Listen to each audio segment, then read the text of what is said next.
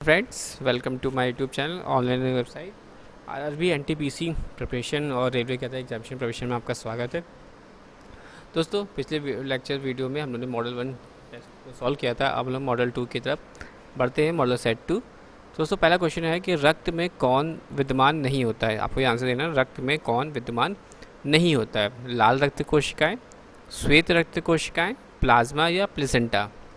क्या होगा इसका राइट आंसर? सोचिए दोस्तों, रक्त में कौन विद्यमान नहीं होता है। लाल रक्त कोशिकाएं, श्वेत रक्त कोशिकाएं, प्लाज्मा या प्लेसेंटा। ये आपको इसका आंसर देना है और आपको बताना है कि क्या होगा इसका राइट आंसर।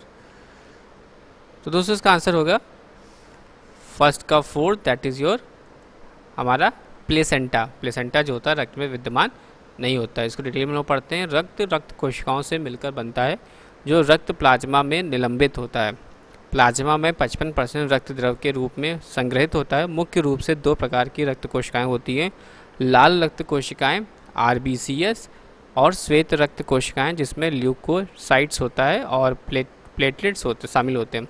रक्त कोशिकाओं में अधिकांश मात्रा में लाल रक्त की कोशिकाएँ होती हैं। यानी आपका आंसर हो गया फोर्थ। नेक्स्ट क्वेश्चन, पानी में डुबोई गई एक छड़ी किस संवृत्ति के कारण मुड़ी हुई प्रतीत होती है। प्रकाश का परावर्तन, प्रकाश का विवर्तन, प्रकाश का अपवर्तन या प्रकाश का प्रकीर्णन। क्या उसका आंसर होगा दोस्तों? इस प्रकार की स्टिक यानी आपका 2 का थर्ड यानी प्रकाश का अपवर्तन। प्रकाश का अपवर्तन के कारण ऐसा होता है, इसको अब हम एलोबरेट करते हैं। तो इस प्रकार की छड़ी का मुड़ना, बेंडिंग, प्रकाश का अपवर्तन के कारण होता है। जब प्रकाश की किरणें दुर्लभ माध्यम से सघन माध्यम की ओर प्रभावित होती हैं तो यह सामान्य प्रतीत होता है। इस प्रकार जल में डूबा हुआ छड़ का भाग सामान्यतः अंतरपृष्ठीय रूप से टूटा प्रतीत होता है। नेक्स्ट क्वेश्चन आगे बढ़ेंगे दोस्तों। तो नेक्स्ट क्वेश्चन ये कह रहा है कि यह क्षेत्र जल सीमा क्षेत्र माना जाता है एवं इसके संसाधन राष्ट्र से संबोधित होते हैं। इसका आंसर बताना है आपको। समुद्र तट से 12 नॉटिकल मील महासागरीय क्षेत्र का, समुद्र तट से 19.2 नॉटिकल मील महासागरीय क्षेत्र का, समुद्र तट से 15 नॉटिकल मील महासागरीय क्षेत्र तक का, या समुद्र तट से 20 नॉटिकल मील महासागरीय क्षेत्र का। इसका आंसर आपको बताना है। क्या होगा इसका right answer? What is the right answer? तो थर्ड का फर्स्ट, दैट इज़ योर समुद्र तट से 12 नॉटिकल मील महासागरीय क्षेत्र तक जो होगा ये इसका आंसर होगा। आंसर को एलिब्रेट करके देखते हैं। तो यहाँ पे लिखा है 1982 में समुद्र के नियमों पर संयुक्त राष्ट्र सम्मेलन में जल क्षेत्र एवं क्षेत्र संबंधी दी गई परिभाषाओं के अनुसार जल क्षेत्र टेरिटोरियल वाटर, समुद्री क्षेत्र टेरेस्ट्रियल सी को तटवर्ती जल से लेकर 12 नॉटिकल यानी 22.2 किलोमीटर से 13.8 मील तक की रेखा में विस्तृत हुआ है। यानी आपको हो गया थर्ड का फर्स्ट, दैट इज समुद्र तट से 12 नॉटिकल मील महासागरीय क्षेत्र तक का। क्वेश्चन नंबर 4 के आगे बढ़ते हैं। तो भारत का कौन सा राज्य बाजरा का सर्वाधिक उत्पादन करने वाला राज्य है? यह आपको बताना है। तो दोस्तों, फोर्थ का फर्स्ट यानी Rajasthan. Rajasthan is the right answer. Rajasthan देश का लगभग 42.33% बाजरे का उत्पादन करता है। बाजरा उत्पादन में उत्तर प्रदेश और गुजरात का योगदान क्रमशः 13.44% और 13.14% है। नेक्स्ट दोस्तों,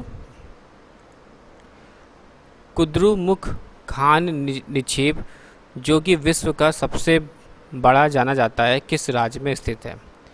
कुद्रुमुख खान निक्षेप जो कि विश्व का सबसे बड़ा माना जाता है वो किस राज्य में स्थित है? तो दोस्तों, कुद्रुमुख कर्नाटक के चिक्कामगलुरु जिले में स्थित है। यह अयस्क खदान विश्व की सबसे बड़ी खदान में से एक है। कुद्रुमुख लो अयस्क में के IOCL ने 30 वर्षों तक इस खदान का संचालन किया है, लेकिन 2006 में पर्यावरणीय मुद्दों के कारण ये खनन गतिविधियों को बंद करना पड़ा।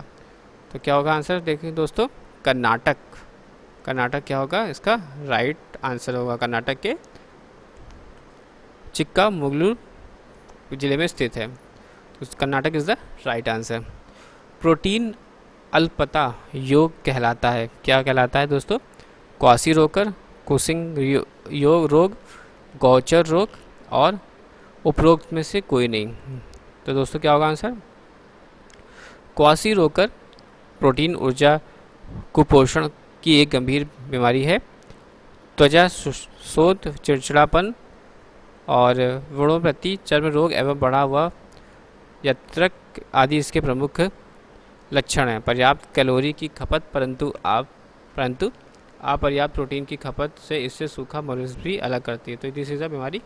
तो 6 का first that is quasi rocker is the right answer. Quasi rocker क्या हो जाएगा इसका राइट आंसर हो जाएगा। अब हम लोग दोस्तों यहाँ पर एक स्टेटमेंट बेस्ड क्वेश्चन आता है जिसमें कि हम लोग कोडिंग एंड डिकोडिंग से रिलेटेड है। कुछ शब्दों को कूट भाषा में लिखा दिया गया है लेकिन उसके द्वारा कोई निश्चित कूट निर्देशित नहीं है। आप अपने निर्णय क्षमता का प्रयोग करते हुए कूट में लिखे हुए संख्या को बताएं और प्रश्न में दिए हुए शब्द को सार्वधिक अच्छी तरह से प्रदर्शित करें।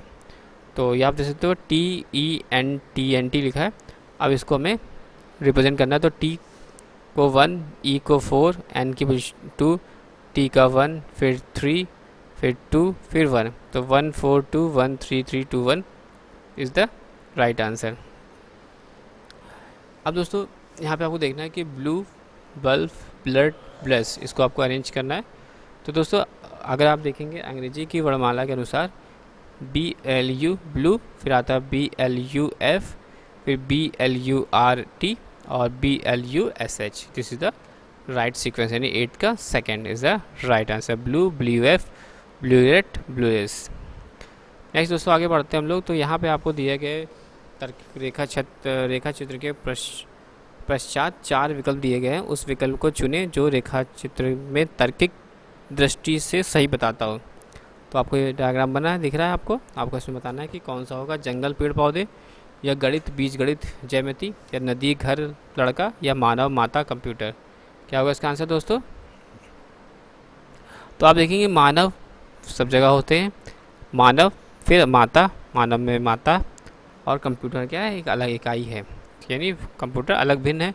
तो 9 का हो जाएगा फोर्थ आंसर, मानव, माता, कंप्यूटर। मानव, माता, कंप्यूटर। अब दूसरी स्टेटमेंट है, यदि A-R-B का अर्थ है A B का पिता है, A@B का अर्थ है A B की माता है, A/B का अर्थ है A B की पत्नी है, तो निम्नलिखित में किसका अर्थ है कि? अब यहाँ पे आपने स्टेटमेंट देखा, R यहाँ पर रिप्रेजेंट कर रहा है, @ रिप्रेजेंट कर रहा है और स्लैश रिप्रेजेंट कर रहा है। तो क्या हो जाएगा इसका आंसर?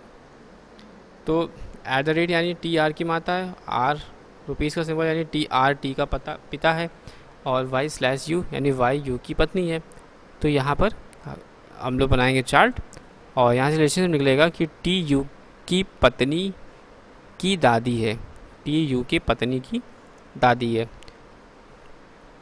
तो विकल्प यहाँ पर 1 भी आ रहा है, यहाँ पे आप देख सकते हैं विकल्प 1, और साथ ही साथ ये भी रिलेशनशिप हो सकता है कि TU की दादी भी है, विकल्प 2 भी यहाँ पे मैच हो रहा है। तो इसमें थोड़ा सा कॉन्ट्रडिक्शन है। आगे हम लोग बढ़ते हैं क्वेश्चन पर कि दोस्तों एक स्थान पर कुछ लड़कियाँ एवं भैंसें हैं। यदि सिरों की संख्या 15 व पैरों की कुल संख्या 46 है तो कितनी लड़कियाँ व कितनी भैंसें हैं? तो दोस्तों इसका आंसर देना है आपको। तो यदि एक लड़की या एक भैंस का एक सिर होता है, यदि लड़कियाँ की संख्या x है तो भैंसों की संख्या 15 में से x हो जाएगी, और एक लड़की के 2 पैर है, एक भैंस के 4 पैर होते हैं, तो 2x + 4 50 - x = 46, और 2x + 16 - 4x + 60। तो इसको सॉल्व किया तो एक्सेल कितने हैं 7, और भैंसों की संख्या कितनी जाएगी 8। फिर हमें क्या करना है, स्टेटमेंट वाला क्वेश्चन है, आपको बनाना पड़ेगा कि इस तरह से कंप्लीट सॉल्व करना है। तो दोस्तों ऐसे यूजफुल इन्फॉर्मेशन के लिए आप मेरे चैनल को लाइक और सब्सक्राइब करिए दोस्तों। Thanks for watching and sharing.